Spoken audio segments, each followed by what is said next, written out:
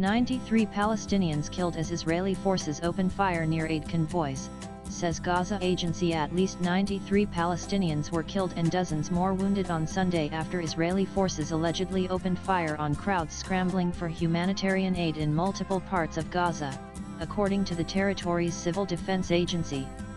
The attacks mark yet another bloody episode in the war-torn enclave where famine, displacement, and civilian casualties have become routine. The heaviest toll came in northern Gaza, where 80 people were reported dead as trucks carrying aid were mobbed by starving civilians.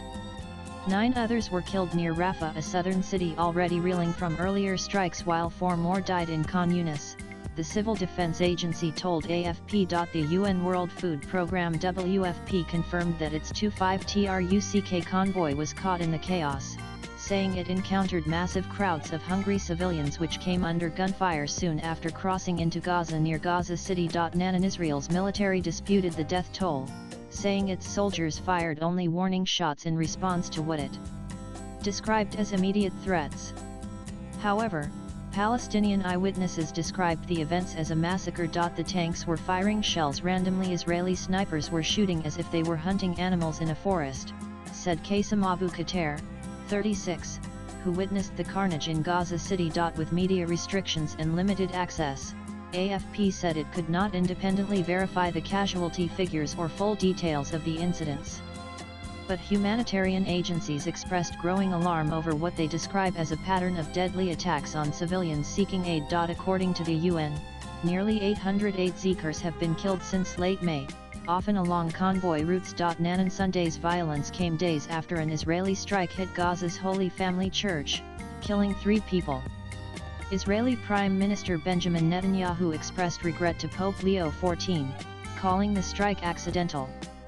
But Pope Leo, in his Angelus prayer, decried the barbarity of war and slammed continued attacks on civilians and places of worship. In a rare move, Catholic Latin Patriarch of Jerusalem Pier Battista Pizzaballa visited Gaza and held Mass at the bombed church, highlighting the increasingly desperate conditions. With 87.8% of Gaza now under evacuation orders or militarist zones, more than 2.1 million civilians are confined to just 12 of the territory, the UN's humanitarian agency OCHA reported.